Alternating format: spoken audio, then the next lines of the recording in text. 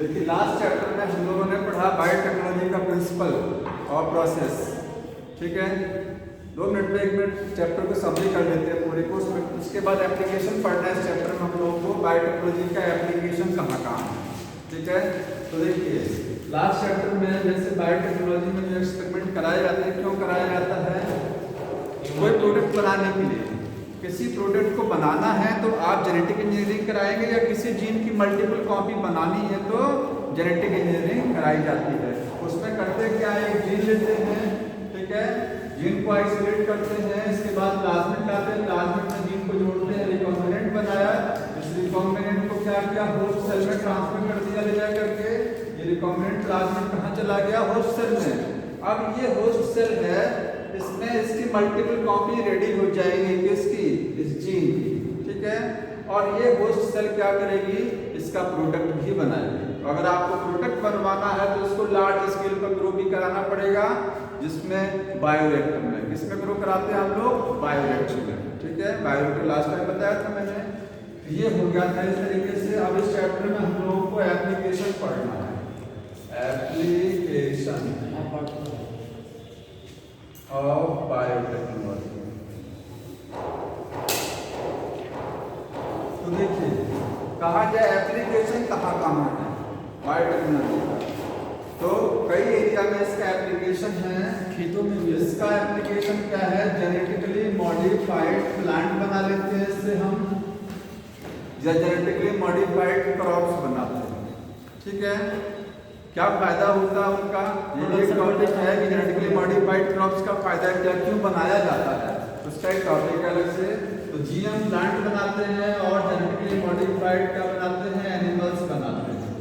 ठीक है, साथ में दूसरा और क्या फायदा है इसका, थेरेपेटिक्स, थेरेपेटिक्स में, थेरेपेटिक्स का मतलब समझते हैं, किसी डिजीज को ठीक करना है उसके लिए मेडिसिन बनाई जाती है। तो बायोटेक्नोलॉजी की मदद से मेडिसिन बनाना, जैसे इंसुलिन, इंसुलिन जो होता है वो बायोटेक्नोलॉजी की मदद से ह्यूमन इंसुलिन बनाया गया है, रिकॉम्बिनेंट इंसुलिन बोलते हैं, वो थेरेपेटिक यूज है। इसका मतलब होता है ट्रीटमेंट के लिए, किसके लिए, फॉर ट्रीटमेंट, किसी डिजीज को ठीक करने के लिए जो बनाए जाते हैं प्रोडक्ट, वो थेरेपेटिक्स बोले जाते हैं। अगला एप्लीकेशन क्या है इसका, मॉलिक्यूलर डायग्नोसिस या diagnosis of disease, diagnosis of disease, disease को डायग्नोसिस करने के लिए, डायग्नोसिस का मतलब बीमारी को पता लगाने के लिए।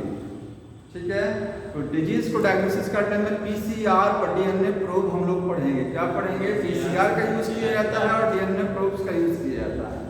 लेकिन ये डायग्नोसिस अर्ली वाली है, याद रखना है आपको। बायोटेक्नोलॉजी की मदद से किसी भी डिजीज को हम बहुत अर्ली स्टेज में डिटेक्ट करा सकते हैं। ठीक है, जैसे कोरोना में आरटीपीसीआर होता था ना, सिम्टम के पहले। ठीक है, सिम्टम आने के पहले ही बहुत अर्ली स्टेज में। और कौन सा एप्लीकेशन है इसका बायोटेक्नोलॉजी का, तो बहुत सारे एप्लीकेशन देखिए इसमें सब दिए हुए हैं।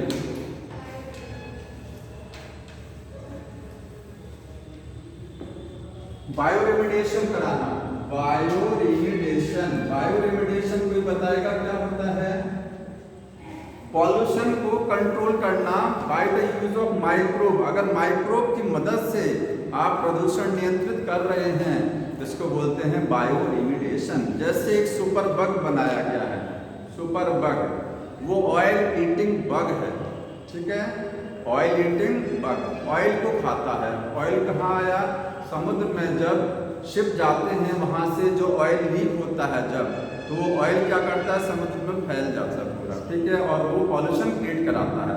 उसको खाने के लिए ऑयल ईटिंग बग बनाया गया, सुपर बग, जिसको स्यूडोमोनास पुटिडा कहते हैं। तो बायोरेमिडिएशन लिख लीजिए शॉर्ट फॉर्म में, क्या होता है, ट्रीटमेंट पोल्यूशन को नियंत्रण ऑफ पॉल्यूशन, पॉल्यूशन को ट्रीट करना बाय माइक्रोब की मदद लेकर। जहाँ जहाँ माइक्रोब की मदद ली जा रही है सब बायोटेक्नोलॉजी में आता है। ठीक है, ये इसका हो गया एप्लीकेशन। अगला सर जो दूसरा है, उदाहरण कुछ बोला देखिएगा, एग्जाम्पल है सुपर बग बनाया गया है, सुपर बग। ठीक है, ये क्या करता है, ऑयल ईटिंग बग है, ऑयल ईटिंग बग, ऑयल को खाने वाला बग। बग कुछ नहीं है, वो एक क्या है, माइक्रोब ही है। ठीक है, समझ में आया। अगला एप्लीकेशन क्या है इसका, वेस्ट ट्रीटमेंट। वेस्ट ट्रीटमेंट, आपने सीवेज ट्रीटमेंट है ना, एक चैप्टर में किसी ने दिया सीवेज ट्रीटमेंट। सीवेज ट्रीटमेंट करते हैं कैसे, माइक्रोब्स की मदद से सीवेज को ट्रीट किया जाता है, ठीक है।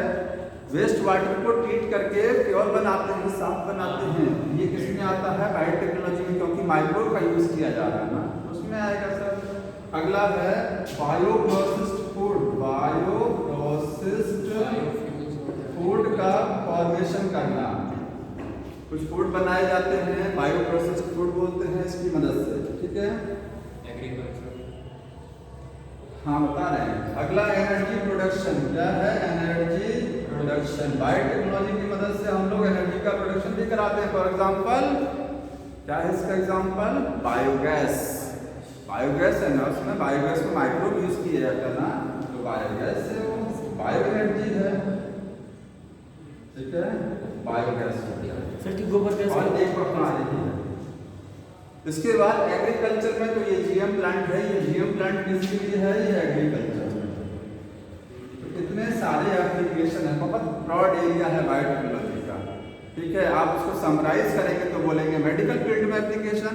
मेडिकल फील्ड में कौन सा हुआ, मेडिकल फील्ड में ये हुआ, ठीक है। ये दो एप्लीकेशन, एक और है जीन थेरेपी भी करते हैं, वो भी इसी में है। जीन थेरेपी भी की जाती है, लिख लीजिएगा जीन थेरेपी। जीन थेरेपी का मतलब जीन को करेक्ट करना, फॉल्टी जीन को करेक्ट करना, डिफॉल्टी जीन को करेक्ट करना, जीन थेरेपी होती है, ठीक है। ये हो गया एग्रीकल्चर में एप्लीकेशन, ये होता ही है, ठीक है। इन्वायरमेंटल एप्लीकेशन क्या है, बायो रिमेडिएशन, रिस्क ट्रीटमेंट, ये सब क्या है, इन्वायरमेंटल एप्लीकेशन हो गया, ठीक। तो अलग अलग एरिया में इसके एप्लीकेशन होती है।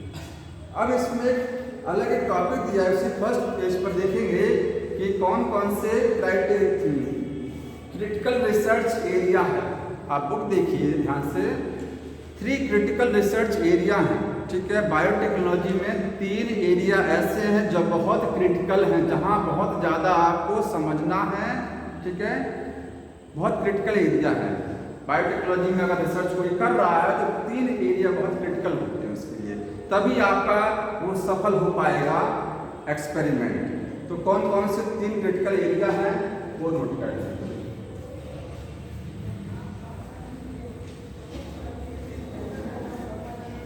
देखेंगे 3, ये ऑप्शन में आता है कि what are the 3 critical areas, which of the following is the critical research area in the biotechnology, ठीक है। तो 3 critical research area in biotech. तो 3 एरिया कौन कौन से, पहला एरिया ये है जो एसएच लाइन लिखी गई है, उसी को हम बोल रहे हैं कि providing the best catalyst.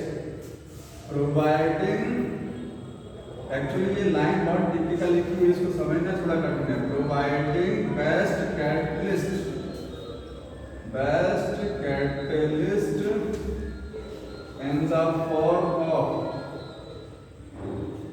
improved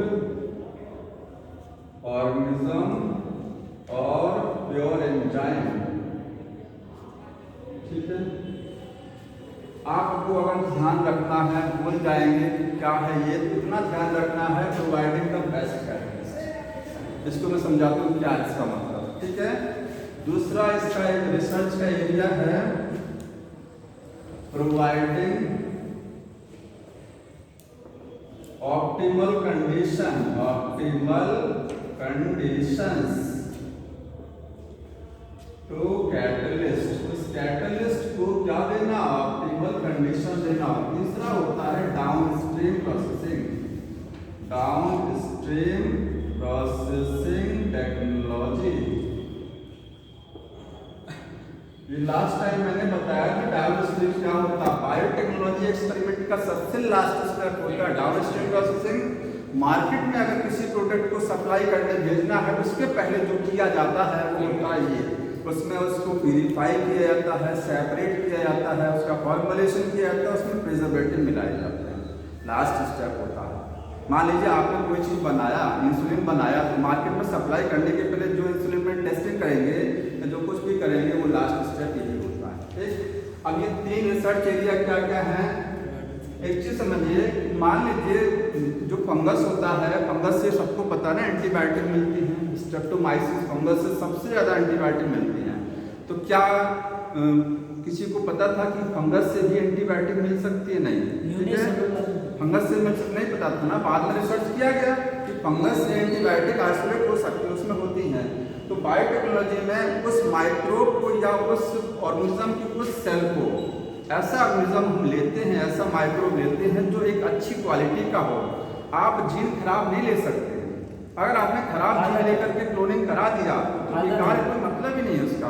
हम वो जीन लेंगे जो बेस्ट क्वालिटी की जीन होगी, वो बेस्ट क्वालिटी की जीन उसमें मिलेगी जो ऑर्गेनिज्म बेस्ट क्वालिटी का होगा, ठीक है। कैटलिस्ट का मतलब समझते हैं, उत्प्रेरक होता है। क्या होता है? उत्प्रेरक। किसी रिएक्शन को फास्ट करने के लिए कैटलिस्ट मिलाया जाता है, ठीक है। तो बायोटेक्नोलॉजी में क्या किया जाता है, हम एक बहुत अच्छा कैटलिस्ट प्रोवाइड कराते हैं। ध्यान समझिएगा, प्रोवाइडिंग बेस्ट कैटलिस्ट, एक बहुत अच्छा कैटलिस्ट प्रोवाइड कराते हैं। कैटलिस्ट समझिए वो जीन ही है। एक अच्छी जीन आप एक्सपेरिमेंट में डालेंगे, प्लाज्मिड में एक अच्छी जीन जोड़ेंगे तभी तो रिजल्ट अच्छा आएगा। तो प्रोवाइडिंग द बेस्ट कैटलिस्ट, एक अच्छा कैटलिस्ट देते हैं हम, ठीक है। किसके लिए? एंजाइम, तो एंजाइम बनाने के लिए, तो प्रोडक्ट को बनाने के लिए। किस रूप में दिया जाता है? In the form of improved organism. एक इम्प्रूव्ड ऑर्गेनिज्म, क्योंकि वो जीन कहाँ से लेके आए थे हम? किसी अच्छे ऑर्गेनिज्म से तो मिली थी। वो जीन कहाँ से आई? एक इम्प्रूव्ड ऑर्गेनिज्म से आई। इम्प्रूव्ड ऑर्गेनिज्म के रूप में भी, क्योंकि हम एक ऑर्गेनिज्म को ले करके भी प्रोडक्ट बना सकते हैं डायरेक्ट। जैसे कर्ड का फॉर्मेशन करना है तो मिल्क में माइक्रोब मिला देंगे तो कर्ड बन जाएगा, ठीक है। क्या सारे माइक्रोब से कर्ड नहीं बनता है? लैक्टोबैसिलस से बनता है। तो अच्छे ऑर्गेनिज्म की मदद से हम बढ़िया प्रोडक्ट बना सकते हैं, या अच्छी जीन की मदद से बढ़िया प्रोडक्ट बना सकते हैं। तो लिखा है यहाँ पे इम्प्रूव्ड ऑर्गेनिज्म के रूप में। उस कैटलिस्ट को किस रूप में किया जाता है? एक इम्प्रूव्ड माइक्रो ऑर्गेनिज्म के रूप में, ठीक है। दूसरा क्या होता है? प्रोवाइडिंग द ऑप्टिमल कंडीशन, मतलब जो एक कंडीशन होनी चाहिए रिसर्च में वो ऑप्टिमल होनी चाहिए। ऑप्टिमम का मतलब टेम्परेचर अच्छा होना चाहिए, उस न्यूट्रिएंट मीडियम और बायोरिएक्टर में पीएच अच्छा होना चाहिए, सॉल्ट कंसंट्रेशन बढ़िया होनी चाहिए, ठीक है। और जितनी भी माइक्रोब फ्री इन्वायरमेंट होना चाहिए, अनवांटेड चीजें उस लेबोरेटरी में ना आए। उस लेबोरेटरी में जहाँ बायोटेक्नोलॉजी रिसर्च चल रहा है वहाँ पर कोई अवांछनीय तत्व नहीं होने चाहिए। सारी कंडीशन बढ़िया वाली होनी चाहिए, ऑप्टिमम होनी चाहिए, ठीक है, तभी रिजल्ट अच्छा मिलेगा। और तीसरा है कि डाउनस्ट्रीम प्रोसेसिंग की टेक्नोलॉजी को भी सुधारना पड़ेगा। ये भी मायने रखता है। प्रोडक्ट तो बना लिया, लेकिन आपने उस प्रोडक्ट को बढ़िया से प्यूरिफाई नहीं किया, अच्छे से आइसोलेट नहीं किया, उसका ट्रायल नहीं किया। जैसे अगर मान लीजिए कोई वैक्सीन आपने बना ली, उसको ट्रायल नहीं किया, और जैसे कोरोना में डायरेक्ट सप्लाई करा दिया, मान लीजिए किसी वैक्सीन को, तो इसका इम्पैक्ट जानते हैं कितना अच्छा होगा, ठीक है, खराब इम्पैक्ट आएगा। तो वो सारी चीज़ें इसी में आती हैं, डाउन स्ट्रीम में, ठीक है। तो तीन सर इसमें कुछ नहीं, इतना ध्यान रखना, प्रोवाइडिंग द बेस्ट कैटलिस्ट, एक अच्छा जीन प्रोवाइड कराएंगे, ऑप्टिमम कंडीशन में देंगे, डाउन स्ट्रीम प्रोसेसिंग अच्छे से होगी, ठीक। अब एग्रीकल्चर में समझना है एप्लीकेशन। एग्रीकल्चर में क्या एप्लीकेशन है?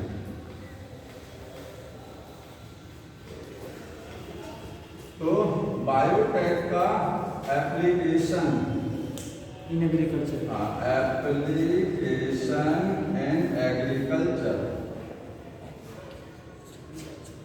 अब इसमें देखिए, एग्रीकल्चर में अगर आपको फूड प्रोडक्शन बढ़ाना है तो कौन कौन से तरीके यूज करेंगे आप, ठीक है। एक मैं हेडिंग लिख रहा हूं, methods to improve food production. Food production अगर आपको बढ़ाना है तो कौन कौन से तरीके यूज किए जाएंगे, ये जनरल में बायोटेक्नोलॉजी को बोल जाइए, ठीक है। क्या क्या करेंगे अगर एग्रीकल्चर में आपको फसल का उत्पादन ज़्यादा करना है तो, ठीक है। तो पहला जो तरीका होता है वो मेथड है एग्रोकेमिकल बेस्ड एग्रीकल्चर। क्या करेंगे? एग्रोकेमिकल बेस्ड, जैसे लिखेंगे यूज ऑफ एग्रोकेमिकल्स। हम लोग क्या करेंगे, एग्रीकल्चर में कुछ केमिकल यूज़ करेंगे जो पहले से लेकर के आज तक यूज़ करते आ रहे हैं। केमिकल फर्टिलाइजर मिलाते हैं, केमिकल पेस्टिसाइड, ठीक है, इंसेक्ट को मारने के लिए दवाओं का छिड़काव करते हैं और खाद मिलाते हैं, रासायनिक खादों का प्रयोग करते हैं। ये सब यही है। एग्रोकेमिकल का मतलब जो केमिकल एग्रीकल्चर में यूज़ किए जा रहे हैं फूड प्रोडक्शन को बढ़ाने के लिए, उनको बोलते हैं एग्रोकेमिकल। फूड प्रोडक्शन बढ़ता भी है। एग्रोकेमिकल का मतलब फर्टिलाइजर लिखेंगे, फर्टिलाइजर और क्या है, पेस्टिसाइड। लेकिन जानते ही इसका नुकसान कितना होता है, केमिकल है नहीं, ठीक है, ये हार्मफुल होते हैं। दूसरा, इसके बाद थोड़ा सा और बेटर तरीका अपनाया गया, ऑर्गेनिक फार्मिंग। और अच्छा तरीका इससे कौन सा है, ऑर्गेनिक फार्मिंग करना, इससे फूड प्रोडक्शन और ज़्यादा बढ़िया होता है। ऑर्गेनिक फार्मिंग, ऑर्गेनिक फार्मिंग क्या होती है, ऑर्गेनिक जैविक खेती करना। जैविक खेती में क्या करते हैं, हम लोग केमिकल का यूज नहीं करते हैं, ठीक है, देसी वाला। जैसे फर्टिलाइजर जो आप मिलाएंगे वो बायो फर्टिलाइजर होगा। माइक्रोब को, मतलब जो जैविक खाद आती है उसमें माइक्रोब होता है, केमिकल नहीं होता है, ठीक है। और इंसेक्टिसाइड अगर आपको मिलाना है, दवा छिड़काव करना, वो भी केमिकल वाला नहीं, वो भी क्या है, माइक्रोब होना चाहिए उसमें, ठीक है। तो कीटनाशक भी जैविक होंगे और फर्टिलाइजर भी क्या हो, जैविक होंगे। लेकिन नुकसान ये होता है कि बड़ा कॉस्टली पड़ता है। जानते होंगे जो खरीदते होंगे कि अगर इतना बड़ा पैकेट 1 किलो का है तो जैविक खाद कितने में आती है और केमिकल फर्टिलाइजर कितने में आता है, ठीक है, बहुत ज़्यादा डिफरेंस होता है, अवॉइड नहीं कर सकते सब। केमिकल फर्टिलाइजर केमिकल है जैसे यूरिया हो गया, पोटास हो गया, सब केमिकल डाया वगैरह जो आती है, दवाइयाँ आती हैं, ठीक है, स्प्रे करने वाली, इंसेक्ट को मारने वाली, सब केमिकल नुकसान करता है। बायो फर्टिलाइजर क्या होता है, फर्टिलाइजर ही होता है लेकिन उसमें माइक्रोब रखे जाते हैं।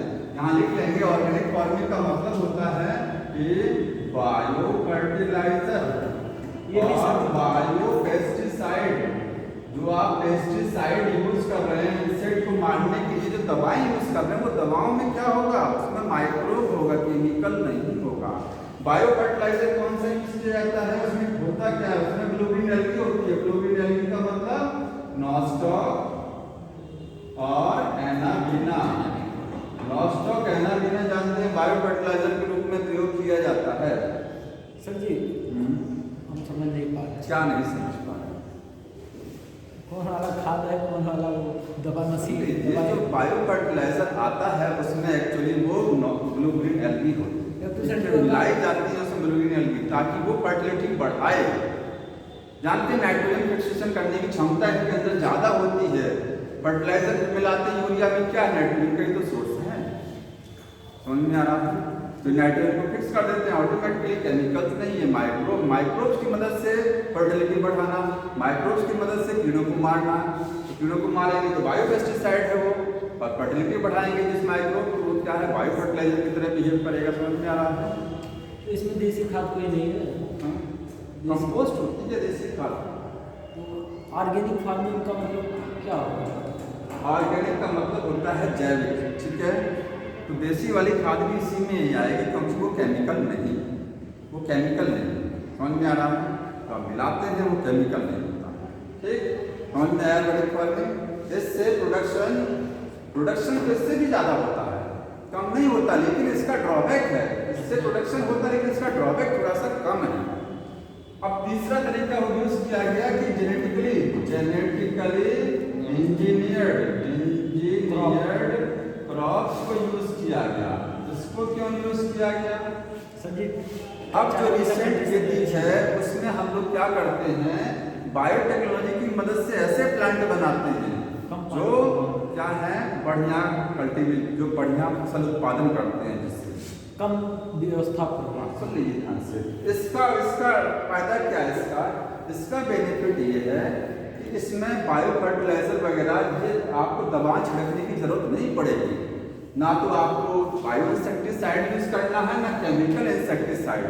क्योंकि जैसे बीटी कॉटन बनाया गया है और बीटी ब्रिंजाल बनाया गया, बीटी टोमेटो बनाया गया है, इन पौधों में बायोटेक्नोलॉजी की मदद से जीन को डाल दिया गया है। इन पौधों पर कीड़ों का कोई फर्क नहीं पड़ता, कोई कीड़ा इनको खा ही नहीं सकता, समझ में आ रहा है। इंसेक्ट नहीं मार सकता क्योंकि जीन इनके अंदर, इंसेक्ट को मारने वाले जीन इनके अंदर ही ट्रांसफर कर दिया गया है। ये कैसे केमिकल बनाएंगे अपनी बॉडी में जो इंसेक्ट को ही मार देंगे, लेकिन इनको कोई नुकसान नहीं होगा। पौधे को खुद नुकसान नहीं होता, लेकिन इंसेक्ट मर जाता है। ठीक है, तो हमको दवा छिड़कने से फुर्सत मिल जाती है। तो बढ़िया वाला कौन सा हुआ, ये वाला तरीका ना, समझ रहे हैं ना, जेनेटिकली इंजीनियर्ड क्रॉप बनाना, ये इसका एक सबसे बेस्ट मेथड है फूड प्रोडक्शन बढ़ाने का। आगे देखिए, अब इसके बाद जो टॉपिक लिखा गया है वो है ग्रीन रेवोल्यूशन। एक टॉपिक है ग्रीन रेवोल्यूशन। सबको पता है ग्रीन रेवोल्यूशन क्या होता है, हरित क्रांति। ठीक है, MS स्वामीनाथन फाउंडर, इन्होंने स्टार्ट किया था ग्रीन रेवोल्यूशन। जब ग्रीन रेवोल्यूशन स्टार्ट किया गया था उस समय पॉपुलेशन देश की बहुत ज़्यादा बढ़ रही थी। उस हिसाब से लोगों को फूड की कमी हो रही थी, खाने की कमी हो रही थी, क्योंकि फसल का उत्पादन उतना ज़्यादा नहीं हो पा रहा था हमारे देश में। क्यों नहीं? क्योंकि इम्प्रूव्ड वैरायटी नहीं थी, अच्छी किस्म के पौधे नहीं थे जिनसे फसल का उत्पादन, ये सब तो थे, केमिकल्स तो उस समय थे, ये सब थे, लेकिन इम्प्रूव्ड वैरायटी नहीं थी। इसमें यही किया गया था कि MS स्वामीनाथन जो साइंटिस्ट थे उन्होंने क्रॉप की, फसलों की नई नई वैरायटी को रेडी किया। और कौन से फसलों की? चावल और गेहूँ, क्योंकि मुख्य फसल यही तो होती है ना, व्हीट और राइस। इसकी बहुत अच्छी वैरायटी को रेडी किया। जब वैरायटी अच्छी बन गई, ठीक है, कैसे रेडी किया होगा? कन्वेंशनल ब्रीडिंग टेक्निक, जो पारंपरिक जो टेक्निक है ब्रीडिंग का मतलब ब्रीडिंग, जिससे नई वैरायटी बनाई जाती है, जिस तकनीकी से उसको बोलते हैं ब्रीडिंग टेक्निक। उससे नई वैरायटी बना ली गई और उससे क्या हुआ? फूड प्रोडक्शन बढ़ गया। समझ में आ रहा है? तो ये ग्रीन रेवोल्यूशन है। अब इसका ग्रीन रेवोल्यूशन का एडवांटेज क्या होता है? एडवांटेज, तो 3 इसके फायदे हैं। एडवांटेज में पढ़ेंगे, एडवांटेज लिखा है। पहला एडवांटेज क्या है? सबको खाना या ग्रीन रेवोल्यूशन में क्या किया गया है, इसमें लिखेंगे इम्प्रूव, लिखेंगे इसमें हुआ क्या था? इम्प्रूव्ड वैरायटीज ऑफ क्रॉप की इम्प्रूव्ड वैरायटीज को यूज किया गया था। यूज इसके लिए फॉर इंक्रीज फूड प्रोडक्शन को बढ़ाने के लिए, ये हरित क्रांति में हुआ। ठीक है, इसका फायदा क्या हुआ? तो फायदा ये हुआ कि फूड प्रोडक्शन बढ़ गया। ठीक है,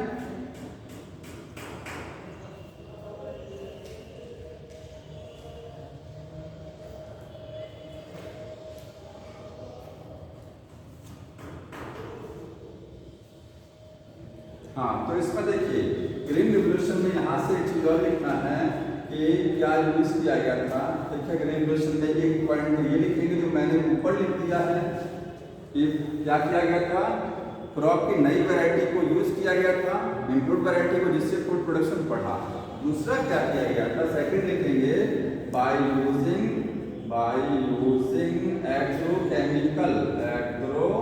एग्रोकेमिकल्स, मतलब एग्रोकेमिकल्स का भी प्रयोग किया गया था। ये फर्टिलाइजर, ये केमिकल वाले और पेस्टिसाइड केमिकल वाले मिलाए गए थे, जिससे क्या हुआ था? फूड प्रोडक्शन बढ़ा। ठीक है, तो इसमें और तीसरे इसमें जो टेक्नोलॉजी लगाई गई थी वो था by best management practices. Management बहुत बढ़िया किया है। ठीक है, किसी चीज को अच्छा करने के लिए आपको मैनेजमेंट होना बहुत जरूरी होता है। ठीक है, तो इम्प्रूव्ड वैरायटीज का यूज किया गया था, एग्रोकेमिकल्स यूज किए गए थे और बढ़िया मैनेजमेंट कराया गया था, जिससे फूड प्रोडक्शन इम्प्रूव। कुछ कह रहे थे तुम जी? हाँ, कुछ नहीं कह रहे थे। लेकिन इसका एक थोड़ा सा ड्रॉबैक है। ग्रीन रेवोल्यूशन का एक कमी है। कमी क्या रहेगी? ड्रॉबैक लिखिएगा इसका। ड्रॉबैक ये हो गया कि जो एग्रोकेमिकल्स हैं, जो फर्टिलाइजर और पेस्टिसाइड जो मिलाए जाते हैं, ये थोड़ा एक्सपेंसिव होते हैं, तो फार्मर्स को अफोर्ड करने में समस्या होती है। ठीक है, सारे फार्मर इसको अफोर्ड नहीं कर पाते हैं, सबकी क्षमता नहीं होती है, तो इसका एक ड्रॉबैक है यहाँ पर। हाँ, यहाँ पर नहीं लिख लीजिएगा, दिखा बता रहे हैं आपको। ड्रॉबैक में पहला लिखिएगा एग्रोकेमिकल्स आर एक्सपेंसिव। वो क्या है? एक्सपेंसिव है। ठीक है, and not affordable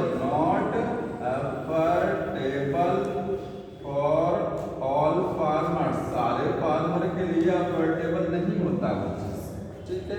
एक तो ये इसका सबसे बड़ा नुकसान हो गया।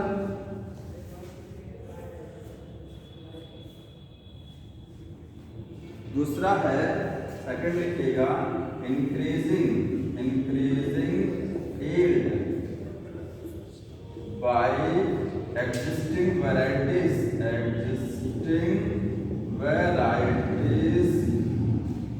was not enough। देखिए बुक में लिखा हुआ है, आप सब लोग जरूर नोट कर लीजिएगा या वहीं से टिक कर लीजिएगा इसको। ये 2 पॉइंट इसके ड्रॉबैक में उसने बताया है, ठीक है। पहला ड्रॉबैक क्या है कि एग्रोकेमिकल जो यूज किए गए थोड़ा एक्सपेंसिव भी होते हैं, जो सब लोग अफोर्ड नहीं कर पाते। और दूसरा ड्रॉबैक क्या है कि इसमें जो वैरायटीज को एमएस स्वामीनाथन ने बनाया था, जो इम्प्रूव्ड वैरायटी बनाई गई थी, ठीक है, उन वैरायटीज से भी इतना ज़्यादा उत्पादन नहीं हो पा रहा था जितना ज़्यादा होना चाहिए, ठीक है। तभी इसी के लिए बायोटेक्नोलॉजी का अब सहारा लिया गया, क्योंकि लाख आप अच्छा प्लांट बना ले जाइए, ठीक है, लेकिन अगर उसको डिजीज हो जाए तो वो उत्पादन को घटा ही देगा। इसमें ग्रीन रिवोल्यूशन में ये तो किया गया था, बहुत सारी अच्छी वैरायटी बनाई गई थी, लेकिन और यूज क्या किया गया था, फर्टिलाइजर वगैरह यूज किए जा रहे थे। लेकिन आप बीमारी को तो नहीं रोक सकते ना, पौधों में होने वाली बीमारी आप नहीं रोक सकते। वो रोकेगी कैसे? अगर वो रुक जाए तो सबसे अच्छा है। तो डिजीज को कैसे रोका गया? वो बायोटेक्नोलॉजी का सहारा लिया गया, तो उसमें बहुत ज़्यादा सुधार किया गया। उसमें फर्टिलाइजर डालने की ज़्यादा जरूरत नहीं है, उसमें क्या है, पेस्टिसाइड मिलाने की जरूरत नहीं है, ठीक है। अंदर से रेजिस्टेंस सब उसको रेजिस्टेंस दे दिया गया है, तो उसमें आप बाहर से कुछ करना ही नहीं है। तो जो उस समय वैरायटी थी, एग्जिस्टिंग वैरायटी, इससे बहुत ज़्यादा यील्ड नहीं हो पा रही थी, क्योंकि नुकसान भी बहुत हो जा रहा था। समझ में आया? ये इसका थोड़ा सा ड्रॉप है।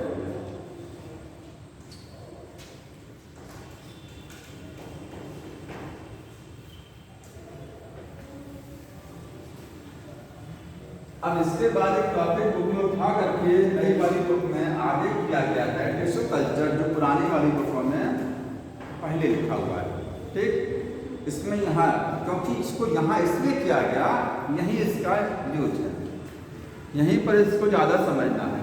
तो एक चीज़ ये समझना है आपको, जैसे मान लीजिए आपके पास ये जीन है, ठीक है, आप कहीं से भी लेके आए हैं जीन।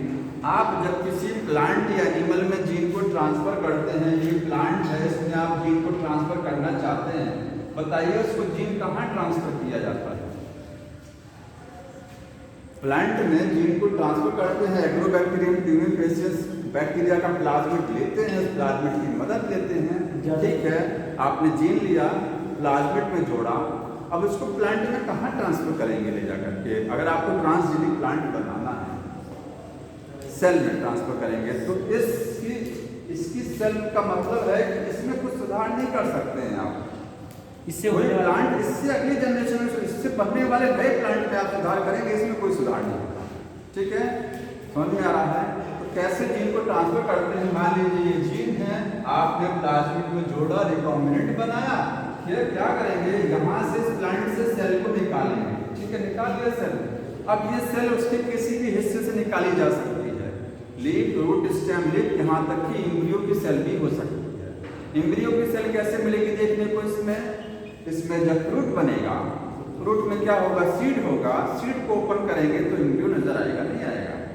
इसमें एम्ब्रियो कहाँ नजर आएगा? क्योंकि इसमें जो सीड बनेंगे उसमें एम्ब्रियो होगा, उसकी भी सेल ले सकते हैं, ठीक है। आपने सेल ले लिया, इस सेल को क्या करेंगे, एक न्यूट्रिएंट मीडियम में ग्रो कराएंगे। न्यूट्रिएंट मीडियम समझते ही हैं, इसमें इसको रखेंगे और ये सारी को ऑप्टिमम कंडीशन इसको दे देंगे, रिक्वायरमेंट जिसको उसके लिए जरूरी है, सारा पोषण दे देंगे इसको, तब ये सेल डिवाइड करेगी। प्लांट हार्मोन भी मिला देंगे, साइटोकाइन और ऑक्सीजन रेशियो में मिलाएंगे, ठीक है।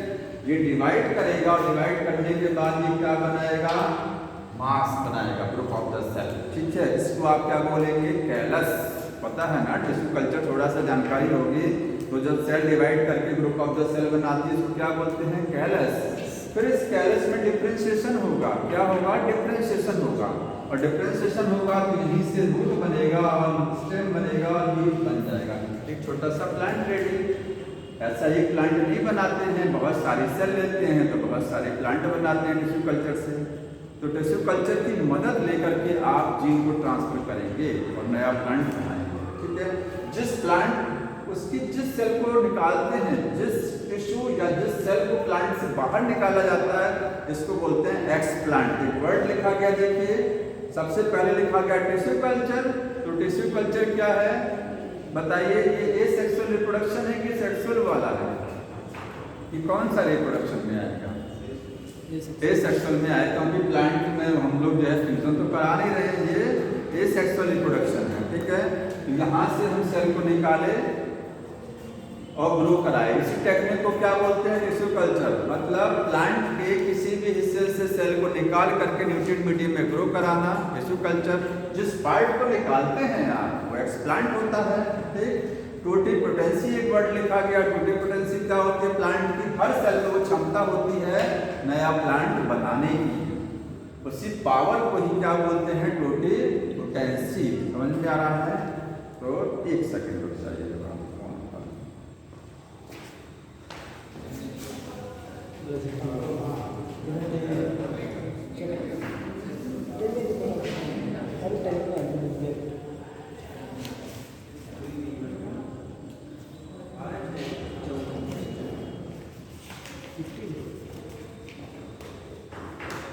तो टोटिपोटेंसी अंडरलाइन कर लीजिएगा, इसमें से क्या है? ठीक है, it is the capacity of a plant cell to develop the whole plant. किसी प्लांट सेल की वो क्षमता जिससे प्लांट पूरा प्लांट बनाया जा सकता है, टोटिपोटेंसी। एक वर्ड और लिखा गया है माइक्रो प्रोपोगेशन। तो माइक्रो प्रोपोगेशन क्या होता है? माइक्रो का मतलब बहुत छोटे लेवल पर हम सेल निकाल रहे हैं ना, सेल निकाल करके हम क्या कर रहे हैं? नया प्लांट रेडी करा रहे हैं। प्रोपोगेशन का तो मतलब होता है कि मतलब कोई चीज़ ग्रो कराना। ठीक है, प्रोपोगेट कराना। तो हम सेल को निकाल करके नए नए प्लांट बना ले रहे हैं टिश्यू कल्चर की मदद से। यही क्या है? Micro propagation. मतलब टिश्यू कल्चर का ही दूसरा नाम क्या होता है? Micro propagation. समझ में आ रहा है? तो टिश्यू कल्चर ही है। सोमा क्लोन्स क्या होते हैं? एक वर्ड लिखा गया है सोमा क्लोन्स। तो टिश्यू कल्चर से जो प्लांट बनाए जाते हैं उसको क्या बोलते हैं? सोमा क्लोन्स, क्योंकि एक्टेड टू कॉपी होता है प्लांट। ठीक है, सोमा क्यों बोला हमने? क्योंकि हम सोमैटिक सेल को ले रहे हैं। टिश्यू कल्चर में मोस्टली हम लोग सोमैटिक सेल को लेते हैं। रिप्रोडक्टिव सेल को भी ले सकते हैं लेकिन वो कम लिया जाता है। जनरली प्लांट में रूट, स्टेम, लीफ की सेल को निकाला जाता है और वो सोमैटिक सेल होती है। सोमैटिक सेल से नया प्लांट बनाना सोमा क्लोन। समझ रहे हैं ना? ये सब जो मैंने बोला ये सब ऐसा लिखा हुआ है, उसी पैराग्राफ में अंडरलाइन कर दीजिएगा कि सोमा क्लोन क्या है, माइक्रो प्रोपोगेशन क्या है, एक्सप्लांट क्या है, टिश्यू कल्चर क्या है। समझ में आया ना?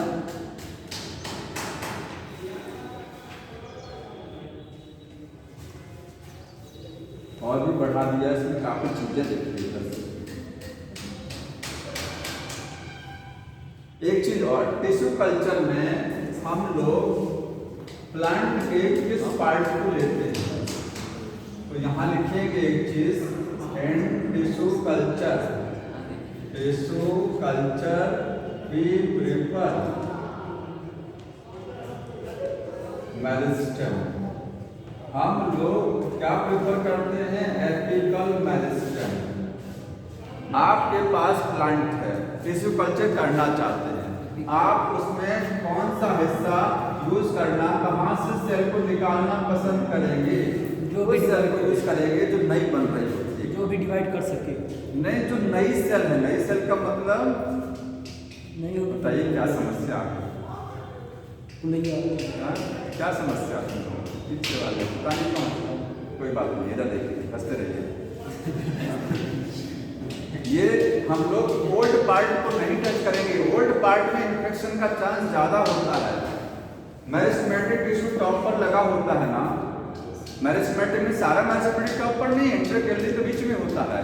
वो मेरिस्टेमेटिक जो एपिकल वाला है या वो लेटरल वाला है, क्योंकि जो मार्जिनल है। ठीक है, मार्जिनल समझते हैं। अगर लीफ है तो लीफ के किनारे एक मेरिस्टेमेटिक टिश्यू होता है, एकदम बॉर्डर लाइन पर पत्ती का जो किनारा होता है जिसको मार्जिनल मेरिस्टेम बोलते हैं। पत्ती का साइज कैसे बढ़ता है एरिया? मार्जिनल मेरिस्टेम से, ठीक है। तो अगर आप यहाँ से सेल को उठा रहे हैं तो बढ़िया रिजल्ट आएगा, क्योंकि ये नया बना है, ये तो पुराना है, पुराने पर इन्फेक्शन का चांस ज़्यादा होता है। जो पार्ट अगर यहाँ से सेल को ले रहे हैं टिप से, तो आपका रिजल्ट अच्छा आएगा, क्योंकि टिप पर सेल हमेशा नई बनती रहती हैं। जब भी आप लेंगे यहाँ से सेल तो आपको नई सेल ही मिलेगी। इसमें वायरस का इन्फेक्शन के चांस मिल रहे हैं।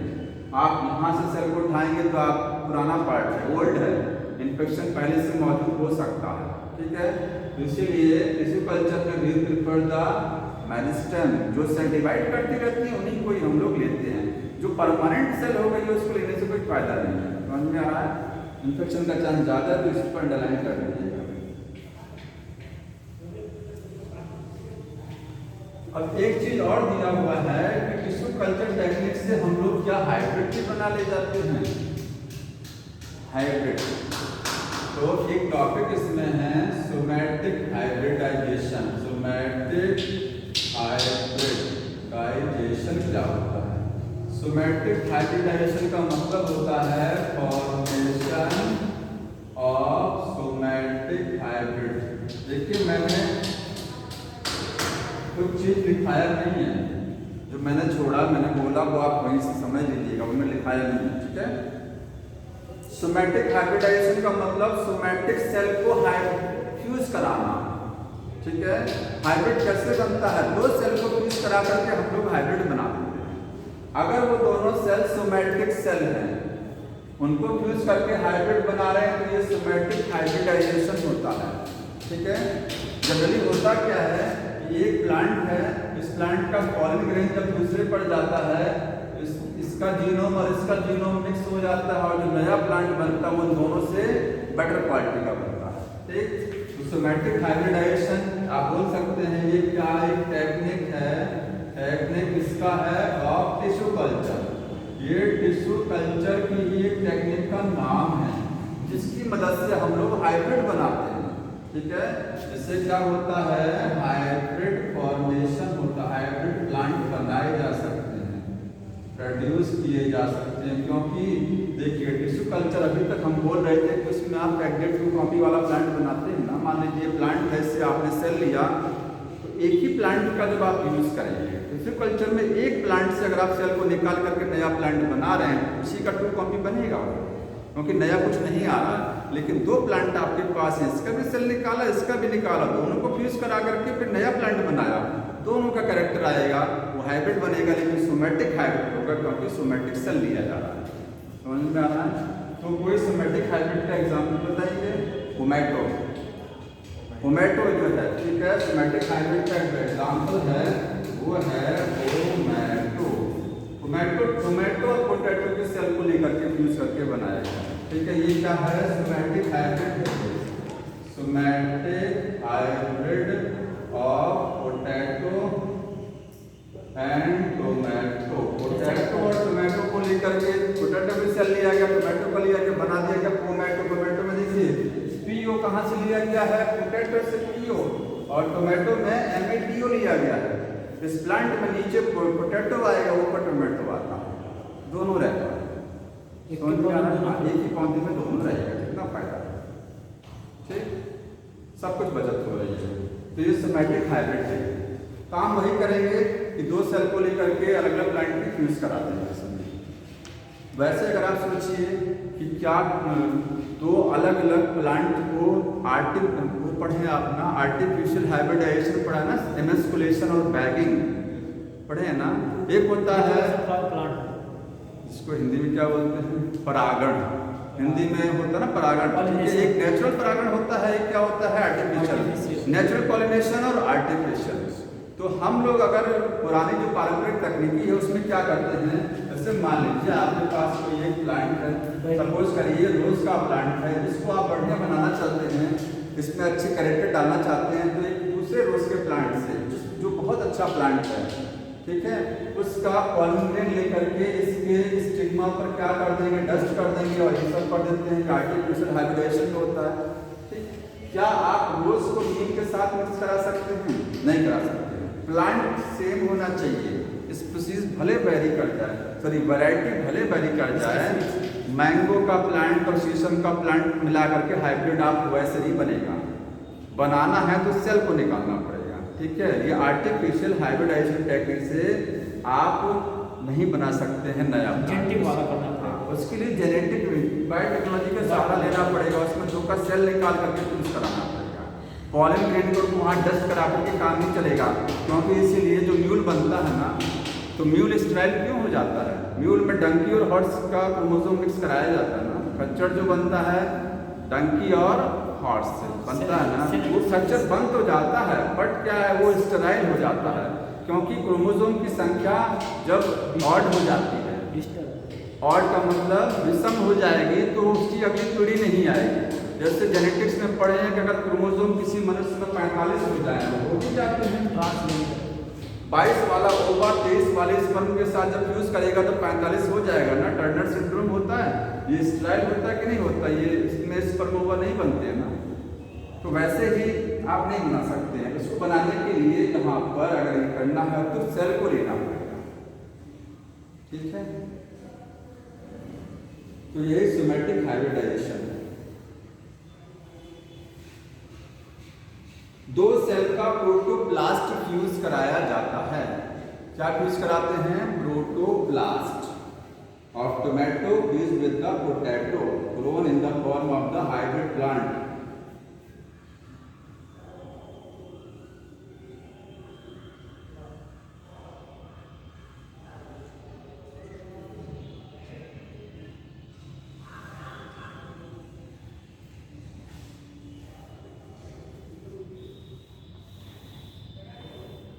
अब इसके बाद अगला जो लिखा गया है कि जेनेटिकली मॉडिफाइड क्रॉप्स जो होती हैं, ठीक है,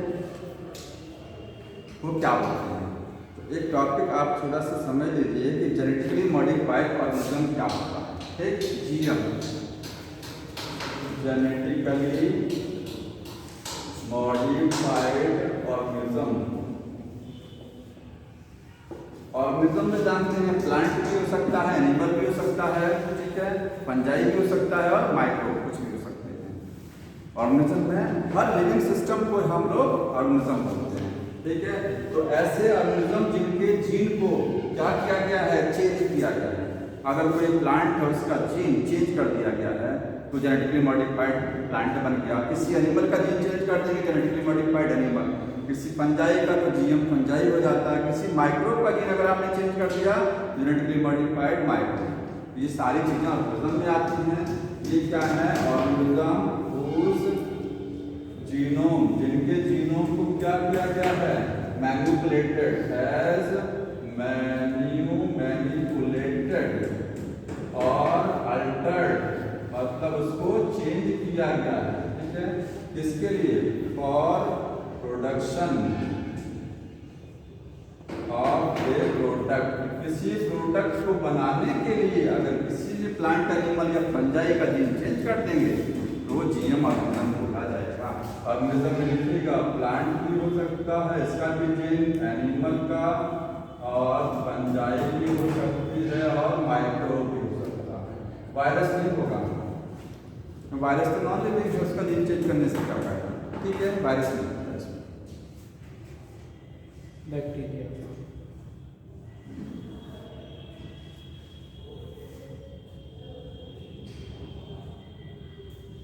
क्या फायदा होता है जीएम ऑर्गेनिज्म का, जीएम क्रॉप का, ठीक है। अब इसमें हम लोगों को क्या देखना है? GM crops. जीएम का मतलब जेनेटिकली मॉडिफाइड जो क्रॉप्स होती हैं, एंटी रेजिस्टेंस होते हैं, इसका बेनिफिट क्या है?